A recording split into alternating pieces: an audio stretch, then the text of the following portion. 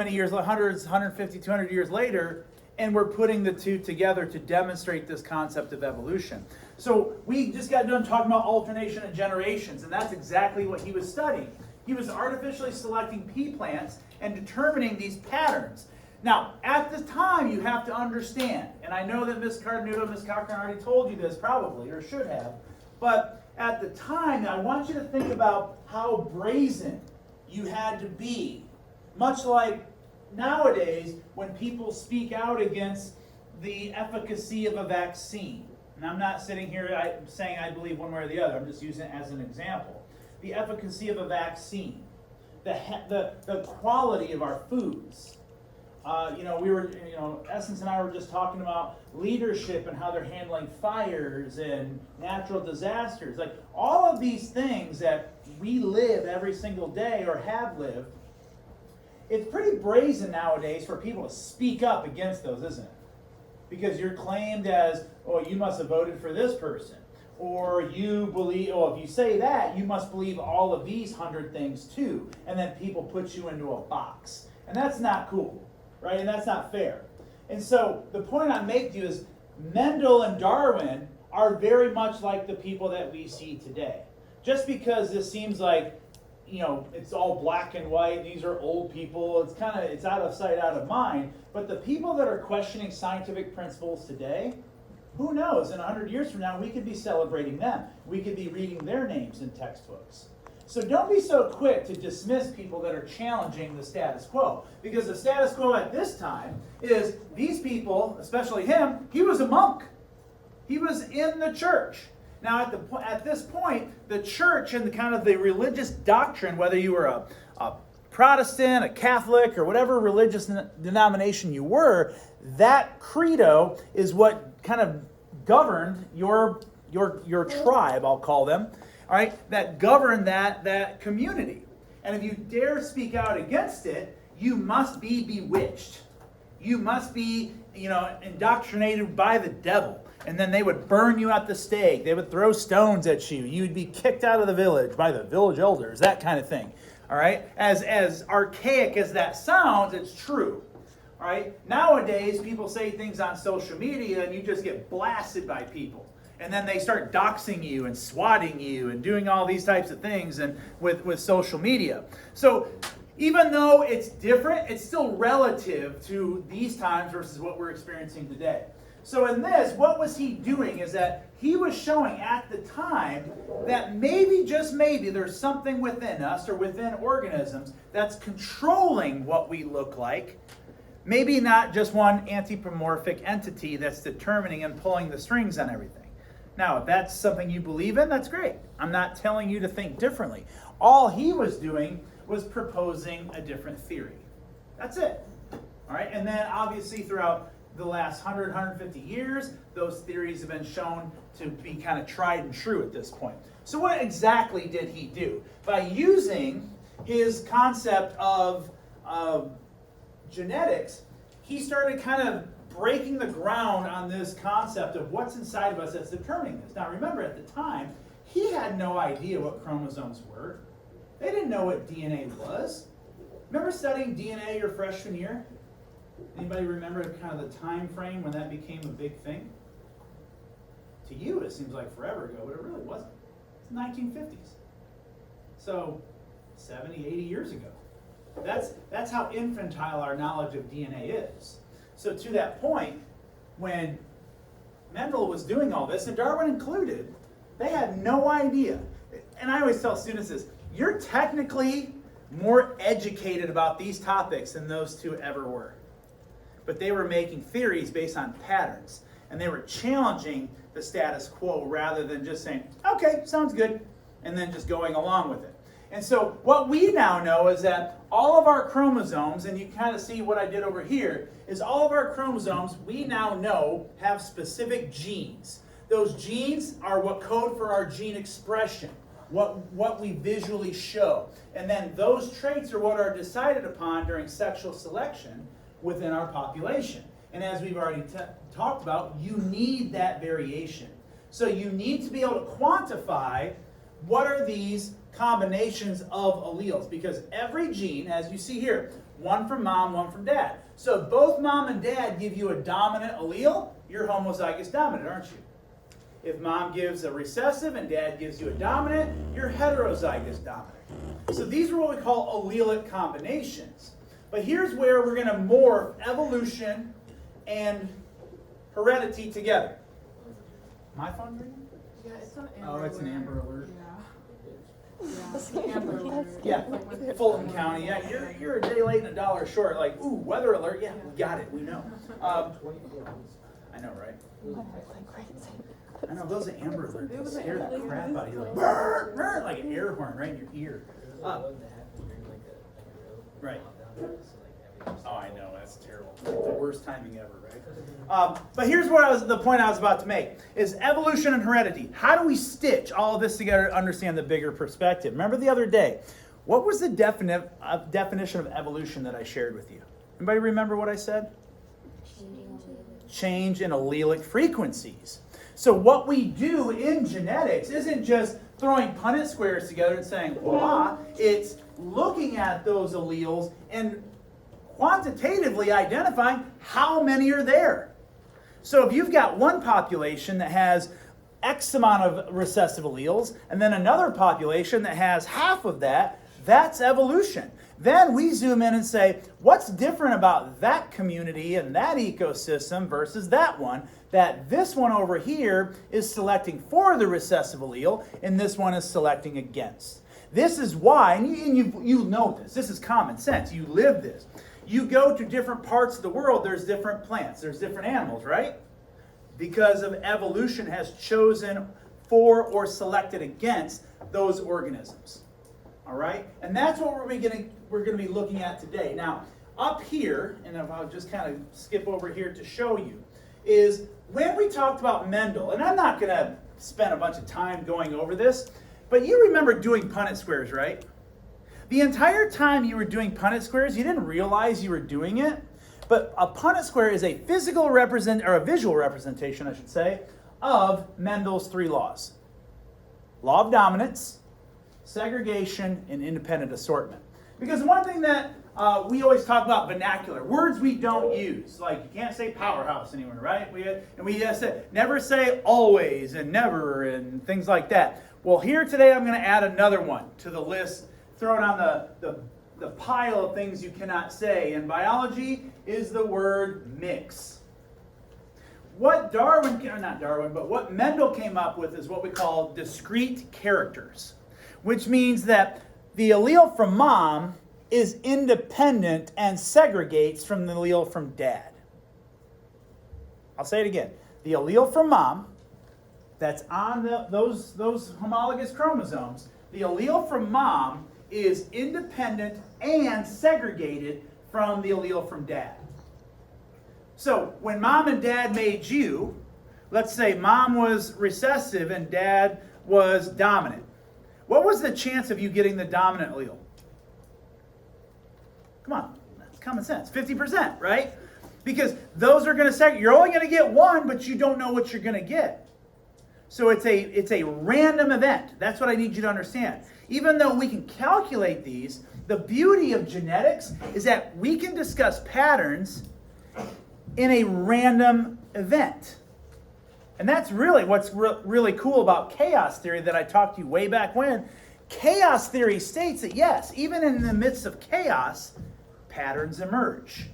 And that's what we see in genetics. Even though it's random, patterns will emerge as a result of that. And so what were those patterns? And this is one of his examples. Now try to keep in mind, put your time frame hat on here.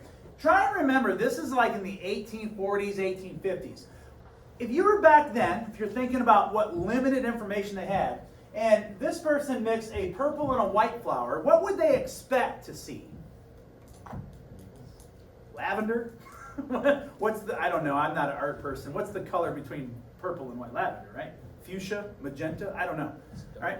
Whoever asked the people at Crayola, they come up with those cool names. But the reality of it is that you did this and you saw, even though you mix purple and white, you get purple.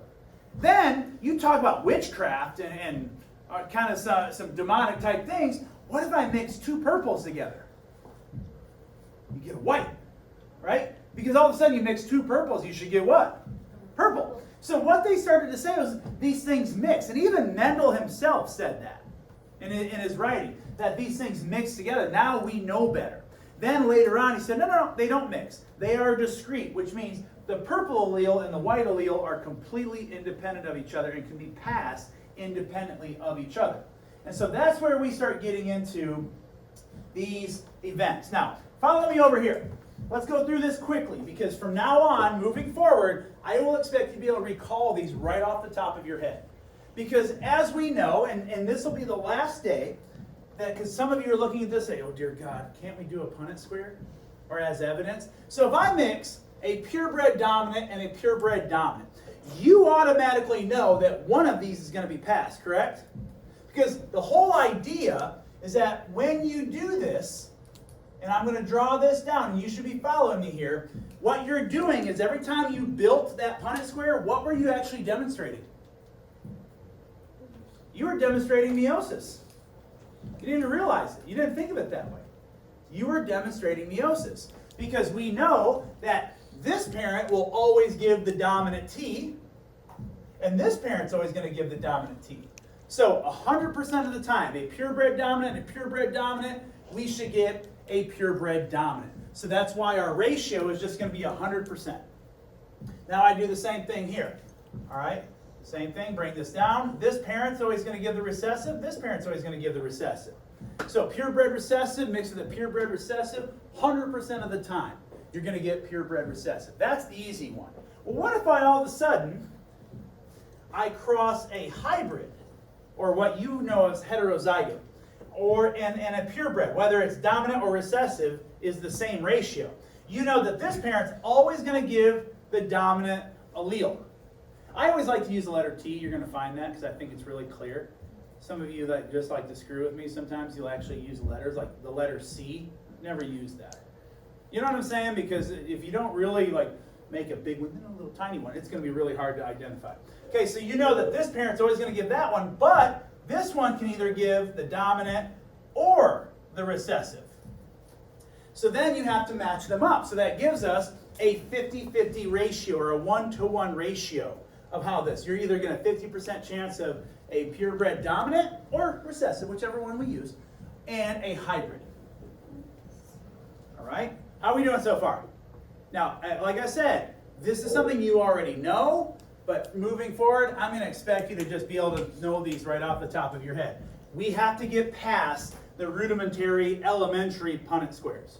It's too much, you're just wasting time. All right, now go back up here. Now we're going to look at this and say, well, two hybrids, we're going to get this kind of drastic change. Now, for edification, just in case you don't believe me, let's do one more Punnett square together, shall we? Oh yeah, that feels good. Oh, that's a good one. Okay, yeah. So we look at this, and now, what are these lines? Remember when I was telling you when you build your Punnett square, what do those lines represent? That's Mendel's segregation. That's Mendel's independent assortment. Even though together, both of these parents are going to demonstrate the hybrid, well in this case, it's going to demonstrate that dominant allele, but it still is a carrier of that recessive allele. So when they match, is there a chance that their offspring could be homozygous recessive? Even though neither of them show that trait. Absolutely. And you're going to find out as we climb through this, in evolution, one of the biggest things that we care about are the recessive alleles. We call this the heterozygote advantage. Because what we have to figure out is how much of our population is a carrier. Because you're going to choose a trait without knowing if they're a carrier of a recessive allele or not. And we don't do that, do we? All right? And for the record, don't do this. I'm not advocating that we do this for just edification here. I'm not saying the first time you go on a date, you're like, okay, before this moves forward, I need you to fill out this questionnaire for me. Or have you or have ever been a carrier of, right? And then I need your family history. Any male pattern baldness? No? Diabetes? No? Cancer? No? You know, people don't do that. Should we? We can debate that. That would be super awkward, but it maybe will give you more information. Like, look, man, you're super hot, but you got all these problems. And I don't want my kids to have all those things, right? So that could be something. So now, once we cross these, now you just match them up as you've done before. And now you have your ratios. You have 25%, 50%, 25%. Now these are all genotypic ratios. Because remember, the genotypes are your alleles, and then of course your physical or your phenotypic ratio is 3:1. Because these three will show the dominant, that one will show the recessive. And then of course, I mix a purebred recessive with a purebred dominant, and what do we get? We get, this one's always going to be passed, so that one's only going to donate 1, and that one's only going to donate that one. Why am I only donating 1? So why is this parent that's got 2 of these, why is it only donating 1? Yeah, because every time you do this, once again, what you're demonstrating, those are your diploid gametes, your haploid gametes. So every time we create these Punnett squares in these lines, what you are saying is that if you have this one, that this parent donated that dominant allele in its gametes, not that one. Everybody with me so far? So I don't know if or how well that was explained to you your freshman year, which is why I'm trying to get you away from the Punnett squares. You don't need them anymore. You should be able to look at these and know exactly, knowing only one of these is passed, it's got to be dominant. Only one of these is passed, got to be recessive. Match them up, 100% carrier. All right? But here's the issue. This is just a monohybrid cross. These are what a lot of what you did your freshman year. So freckles or no freckles. Dimples or no dimples. Did you guys do the lab, the Making the Baby lab? Yeah. Did you do that one? Yeah. So maybe it was the on-level kids, but it was the thing where you would have pennies, and each trait you had your dominant recessive, and you'd flip the pennies, and it was all based on random chance. And then whatever won, you filled it out, and then it was kind of weird sometimes because you ran out of girls or boys, and so you would match them up, and then they would have to make, based on the characteristics, they'd have to draw what their baby looks like. And whoa, there were some hideous babies in there. And they all looked like they were 50 years old, too. It was kind of like a Benjamin Button situation. But the reality of it is that that lab is structured to show you a monohybrid, meaning we're only looking at one trait. How many of you have brothers and sisters? I know I've asked this question again. Okay, out of that, some of you probably look similar to a brother or sister, or both, or all of them, I don't know. And then maybe some of you look nothing like them. How is that possible if you're coming from all the same parents? Shouldn't it, kind of like Mendel and his flowers, purple and purple should give you purple, right? So mom and dad having 2 or 3 or 4 kids or more, I don't know. Shouldn't they all look the same? You would think. That's not the case. So this is what we're going to talk about. What is the chance? Let me put it to you like this. What would be the chances if mom and dad mom was 6 foot tall, blonde hair, blue eyes, obviously was, maybe whatever skin color we want to pick here, let's just say white, and, mom was white, but then dad was black, and he was 6'4", and he had brown eyes. She has freckles, he doesn't have freckles, but he's got a big old dimple right here, but she doesn't. His earlobes are attached and her earlobes are unattached. What's the probability that their children, that child 1 would be black, 6'1", no freckles, a dimple, and unattached earlobes? See how I'm doing this?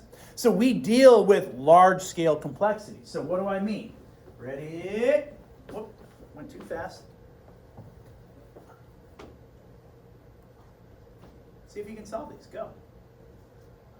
If I take this genotype and cross it with this genotype, what's the probability of getting that? Now, you all got some serious stinky face going on right now. Your one eyebrow's up, your head tilted like a dog. You're like, eh? Now, be honest with me. Everybody pause before you even jump in. How many of you automatically thought, damn, that's going to be a big Punnett square? Good. You're shaking your head no, that's good. Some of you are like, well, I didn't even get to the Punnett square because I'm still trying to get over the size and magnitude of this. It's not as bad as you think, because these are discrete characters. Does A have anything to do with B? No, they're independent of each other. So let me show you how to do number 1, and then from there, you can do the rest. Here we go. So treat A and A together. Right? Go ahead, do me a favor. I want you to write these out, because trust me, you're going to need to know these. Go ahead and write out number 1 right here. Just write it out. Make sure it's nice and big. You're going to need some space.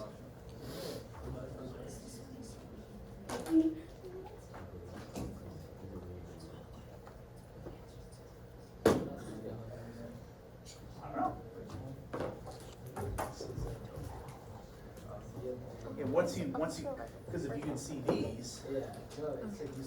Yep. So what you're noticing is that we separate the A's, the B's, and the C's, and the D's. So if I look here, I mix a a purebred dominant with a purebred recessive. Off the top of your head, what do we always get? 100% hybrid, right? Not that one, that one. All right? So you're always going to get 100% hybrid. So what I'm going to do is I'm going to come right over here, and under that one, I'm going to have a 100% chance of getting a hybrid A. Now I do the same thing for B. Same thing. Purebred dominant with a purebred recessive is always going to give me a hybrid. Okay, come over here. There's a hybrid. Boom. Now the same methodology works. Purebred dominant C with a purebred recessive. That should always give us a hybrid right there. And then obviously the same thing for letter D. But because these are independent of each other and segregated, you have to treat them as separates. And that's why we use the rule of probability, where we multiply them together.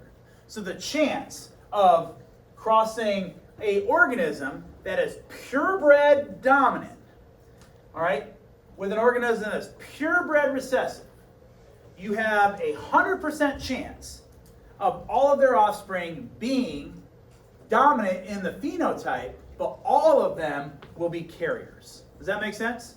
So then whoever they mate with, there's a greater chance that maybe their children will have those recessive traits. So 1 times 1 times 1 times 1 obviously is 100%. Okay? Go ahead and do the last 3 for me. Now that you know how to do this, let's see what you come up with. I want you writing these out, because I promise you, you will see these again.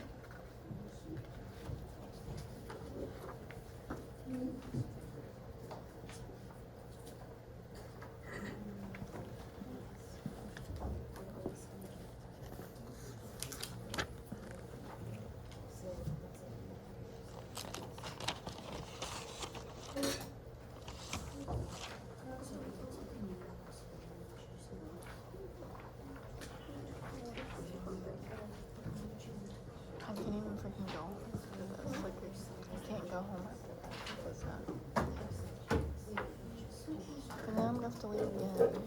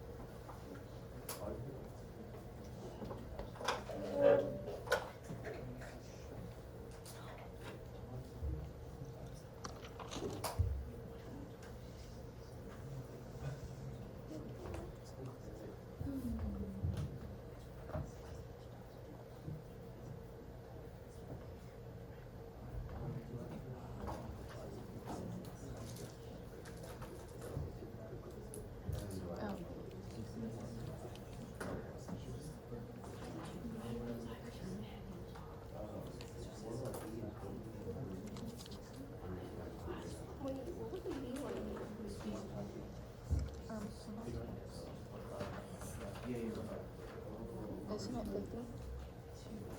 Wait, oh, it's a beta. I don't know if it's 50 or Oh, it's trying to be.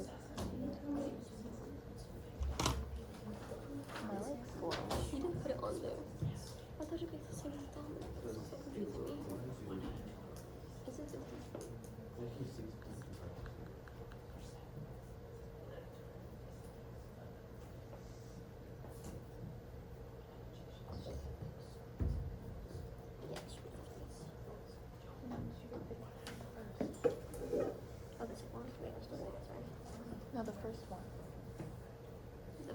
A. Oh yeah, sorry. I thought you were talking about the first question. I was like, do you mean it all together?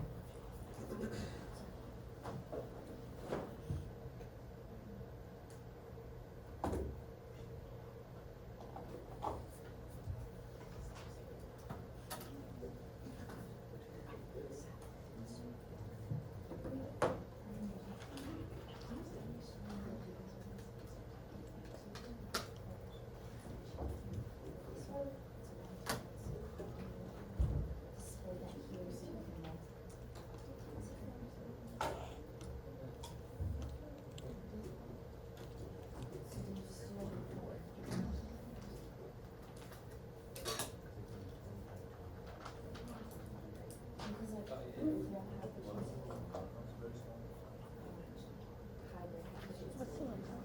Like calculation. Oh, I didn't get 0.25. Did I do something? Wait, how'd you get 0.25? Wait, you might be right actually. Let me check. I think that is credit. Wait, the one. I don't. Wait, what'd you put? Mm-hmm. How about 15? Good. Wait. So 15? if it's- 50. So like for example, No, it's it's 1 not. half times 1 half times 1 half times 1 half. If it's a multiplication, you just multiply all your numerators, all the numbers on the top, then all the denominator. Remember, in the rule of probability, because you're multiplying fractions, and I know I'm probably saying something most of you already know, but you multiply you're all right, your you're right. numerators What'd you together, get? multiply all your denominators together. Point. Unless it's an equal sign, that's when you cross multiply. If it's a multiplication, you just go straight across. 6.2. 5, yeah. So 62. No. I mean 6.25% I got. Is So that no, what you gotta treat them as Oh, equal. equal. So this is 1 half, that's one, so it's 1 Are you half sure times about 1 half that? times 1 half Did you times multiply by Oh, wait, can 100? you stop on the recording? Yeah, I did. Oh. It is, but I would